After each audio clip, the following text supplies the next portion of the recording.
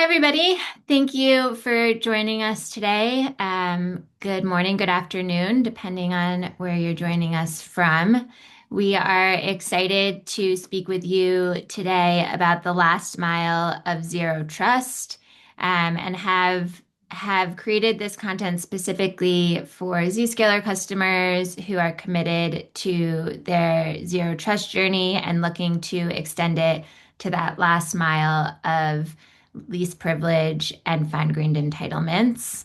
A little bit about P0. We deliver runtime access control for every identity in an enterprise, accessing your sensitive systems and enterprise data. Today, I am joined by Neha Dugal, who is our Chief Product Officer at P0 Security. And I will let Neha introduce herself. First, a brief blip about me. I lead market strategy and product marketing for P0, and have experience in everything from app and SaaS security, and of course, now have spent focused my time in identity security. So, Neha, I'll hand it over to you if you could tell us a little bit more about yourself. Yep, thank you, Kelsey. My name is Neha. I head product here at P0 Security. Come from a very variety of backgrounds, both from having done cloud security previously and SaaS security, and now identity security. And super excited to see how all these worlds are sort of colliding and how identity security is now becoming sort of the most relevant security journey out of, you know, all of these other different fields. Right. They've all become super relevant background, fortunately for us. Okay, so to kick us off, we just wanted to start establishing kind of where we're at as an industry in terms of a collective journey to zero trust. I think Zscaler can be credited very heavily in helping us get to a place where we've replaced the perimeter with identity aware connectivity, and allowing the industry to move towards users connecting to the applications themselves rather than broader networks. Um, and we feel like, especially we were at Identiverse recently in Las Vegas, and from the conversations that were being held on the floor or at booths in sessions, um, it seems like there's a collective acceptance that this is best practice. We have a quote here from Simon Moffat at the Cyber Hub basically saying that ZTNA is just table stakes now. It's the de facto way of talking about general network security. And Zscaler has played a huge role in helping people get there. I think the migration and the general operationalization of these journeys is at different places, but there doesn't seem to be much debate in terms of this being best practice when it comes to network security.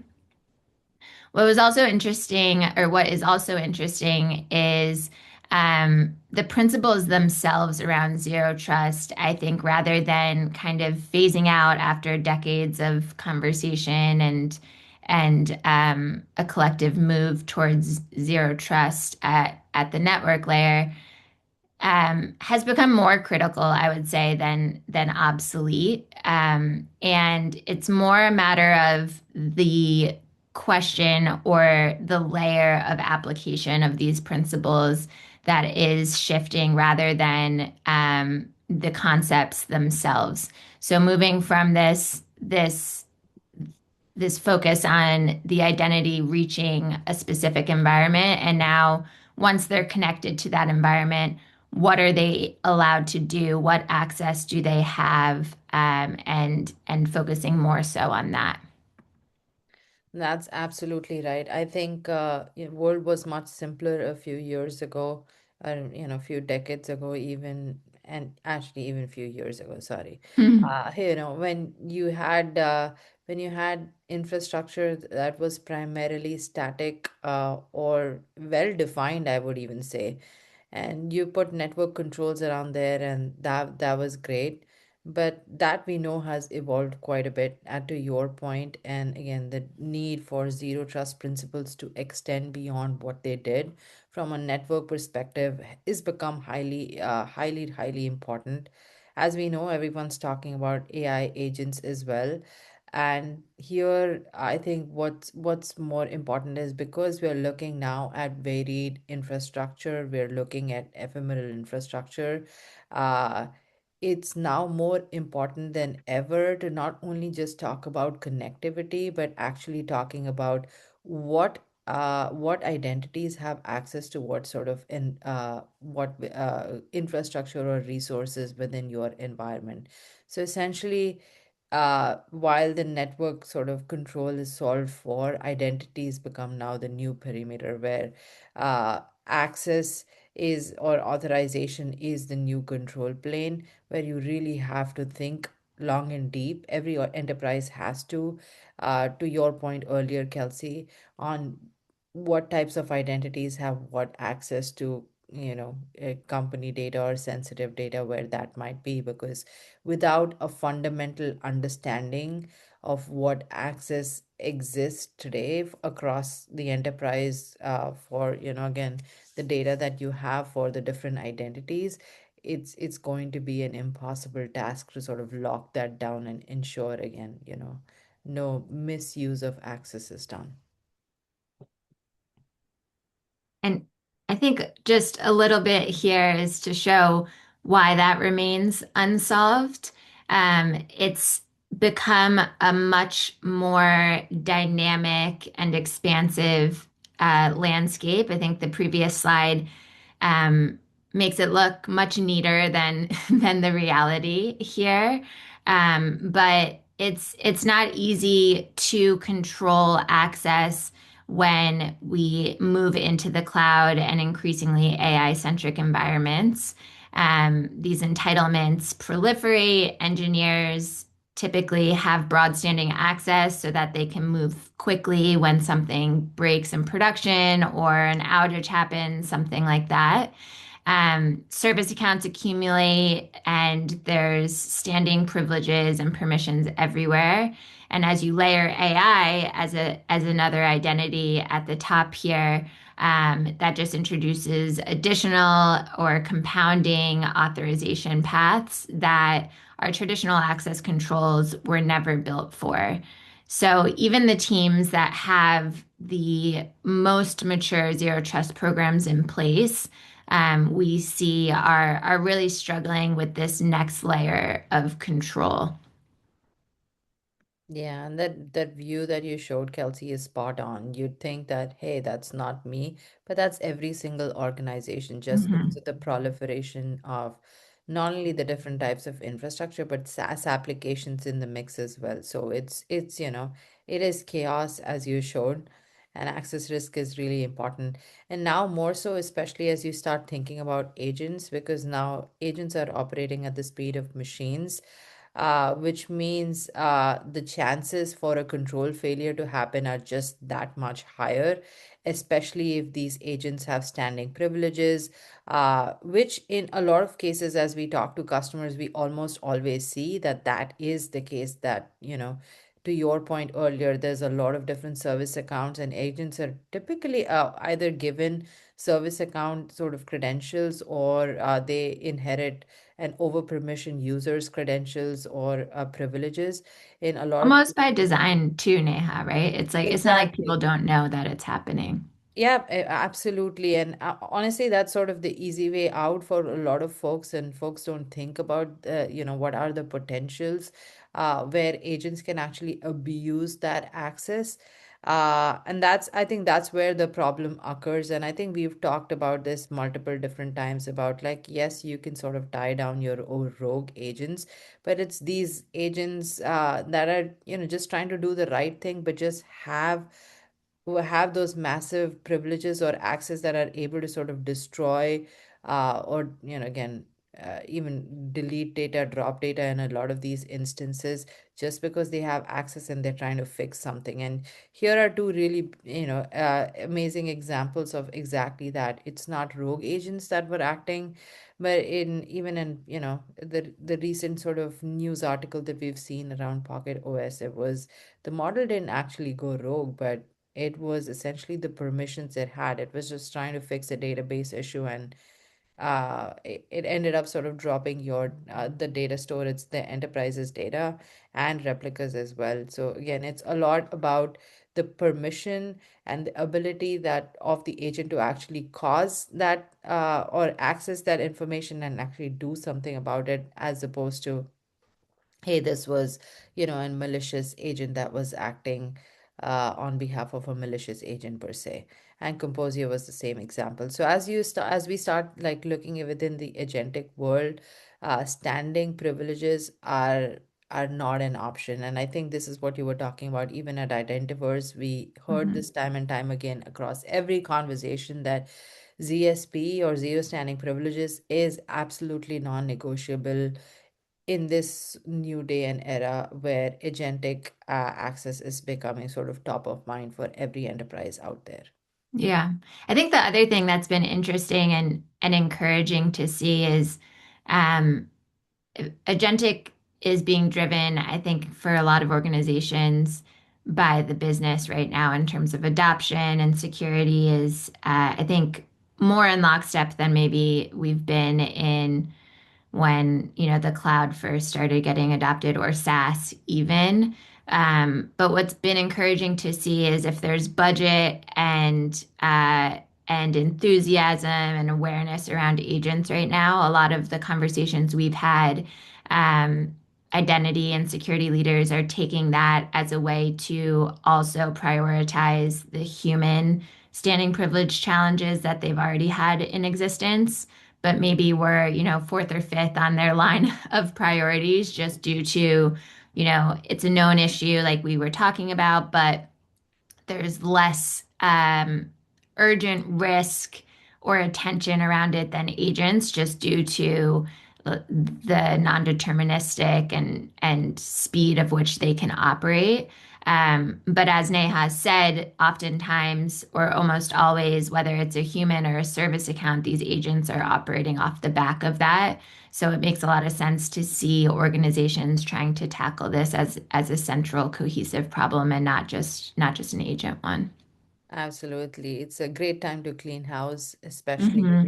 especially now with the agents. When you know they can operate at that speed, you really want to lock down every possible door you can from an access perspective. So nothing is inadvertently invoked by the agent and destroyed. Right, right. Okay, so what we have here is as we think about all that scary stuff we just talked about, I think we want to help arm people with a very much oversimplified mental model if you're starting to think about how to extend those same principles of zero trust into this world of zero standing privilege. And what's interesting is our customers will come to us at any point across these three buckets in terms of what's driving their prioritization or their focus around starting on their journey to zero standing privilege, whether that's just wanting to get a sense of what access and privilege exists in their environment, discovering all of the identities that are across the enterprise, or if they have, a SOC 2 compliance standard that they're trying to meet and need to have zero standing privilege and an audit trail around production access, or if they just understand the business value of streamlining their access controls and making it a much more seamless, integrated part of their workforce's experience so that they can enable that business velocity without introducing a tremendous amount of risk to the business. But what ends up happening, regardless of where folks come to us in terms of their primary starting use case, each of these pillars ends up being really core to any successful program. And it's almost like cyclical if you think of it kind of reinforcing itself.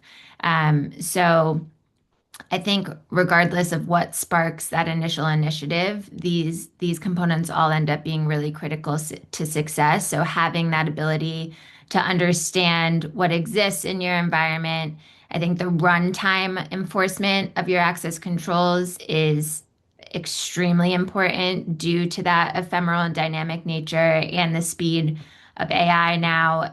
These access decisions and enforcements really need to happen in real time. Being able to apply your policies and centrally manage them and enforce them when an agent or a human or a service account goes to act is super critical. And then, of course, having the traceability and the accountability off the back of that to prove to auditors and also just to maintain the hygiene of your program overall becomes really critical. And then you can monitor for drift and shadow agents, shadow identities, shadow usage from there. And like I said, kind of reinforces each other.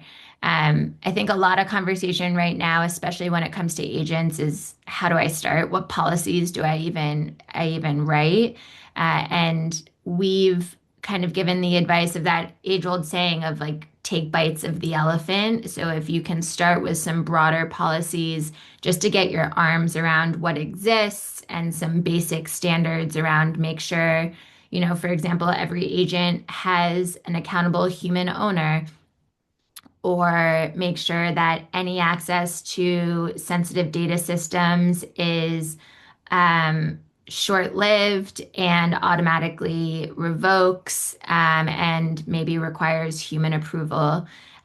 Things like this can help you kind of start to condense down the footprint of what you're needing to manage and get it to a tighter place over time. So I don't think it's about picking one of these pillars to start so much as where you apply them and then broadening out from there.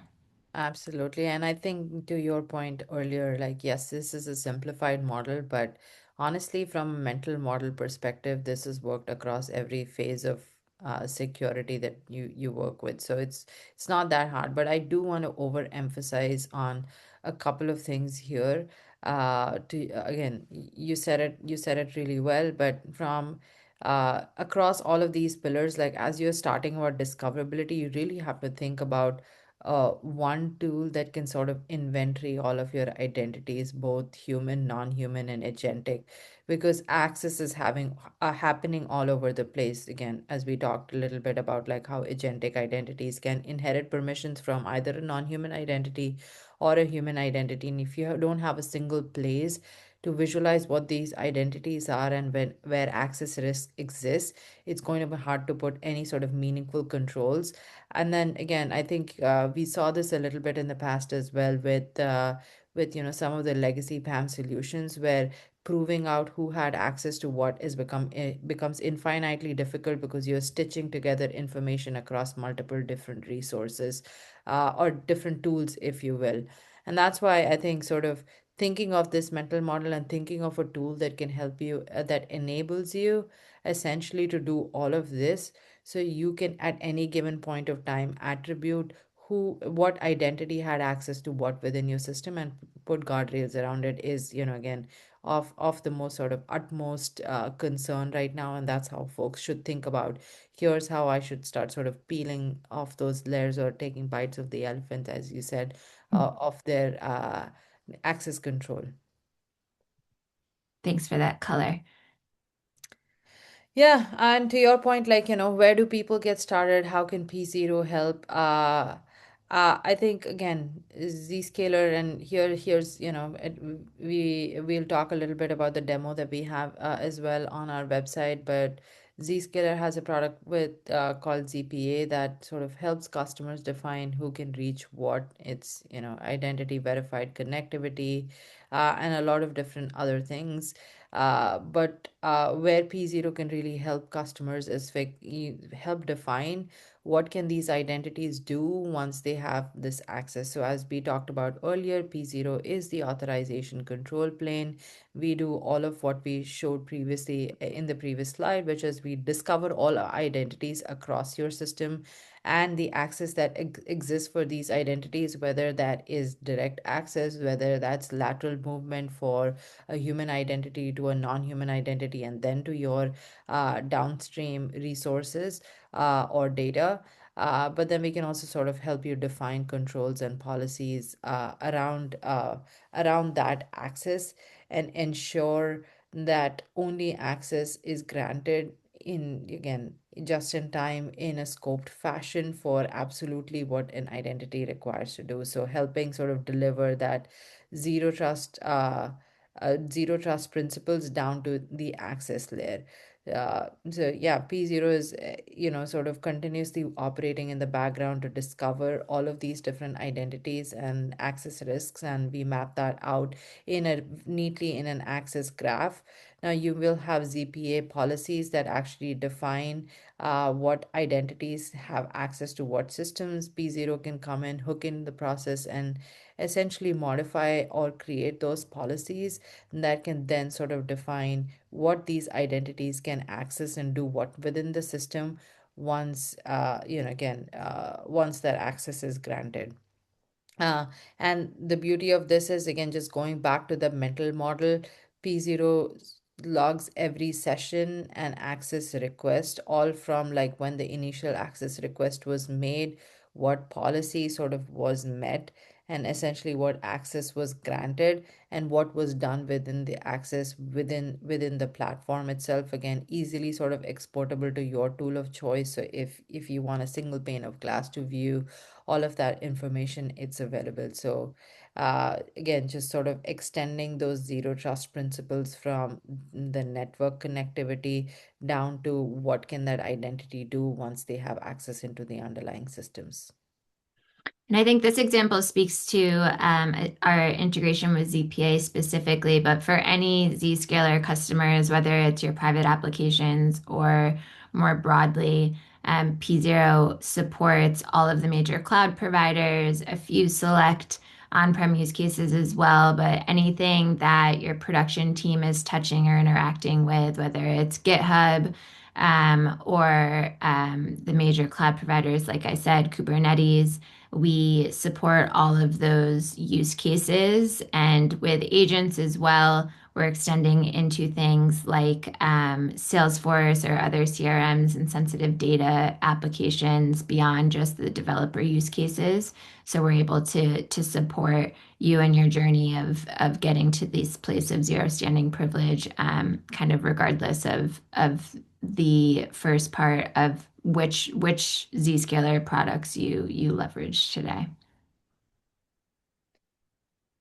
Yep, and to that point, I think there's two use cases that come top of mind for from the conversations that we have with different customers, specifically around SSH and RDP access. We've heard this time and time again, the need for accessing machines on the cloud.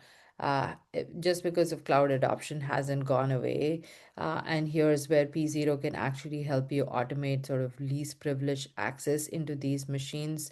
So teams can grant just enough privileges just in time, whether you want just, plain access, so, or elevated sudo access to Linux terminals, or even RDP access. That can all be done via P0 without the need for static credentials or using shared accounts to log into these environments. And that's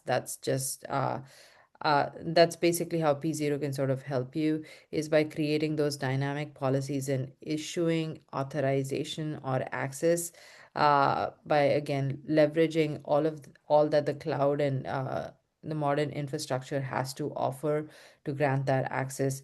The other use case that we hear time and time again is around modernizing break glass access.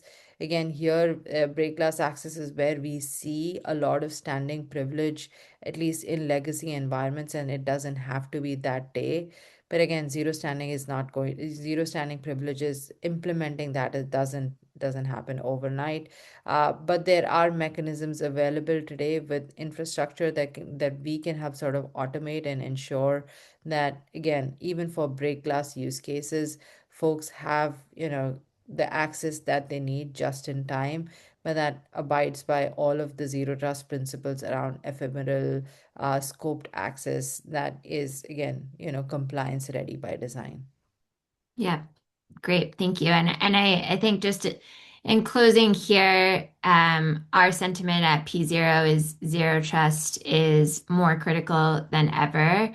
And now it's more so about how do you evolve those same principles and best practices to extend further into the cloud and AI driven environments where these fine-grained and least privileged fine-grained entitlements and least privilege principles become super paramount. Neha, any last thoughts about where folks can get started or concepts you want to leave people with before we wrap up here? No, I think we've discussed those ad nauseum at this point, but we have a demo available on our website. Go check that out. And then yeah, like I think we said this earlier as well. Like it's intimidating to look at your entire environment and figuring out, okay, how do I go around implementing zero standing privileges everywhere? Pick your most sensitive enterprise resources that you want to protect that have enterprise data or are accessing enterprise data, and start thinking about how can you sort of scope that access to ensure that you are using some of these principles and ensuring that again, access is granted just in time, just enough privileges are granted as needed. Great. Well, thank you so much, everyone, for joining us today. Like Neha said, you can find more information and some actual demos of our integrations with Zscaler on our website. And if you have any questions or would like a custom demo, please reach out. Thanks so much. Thank you.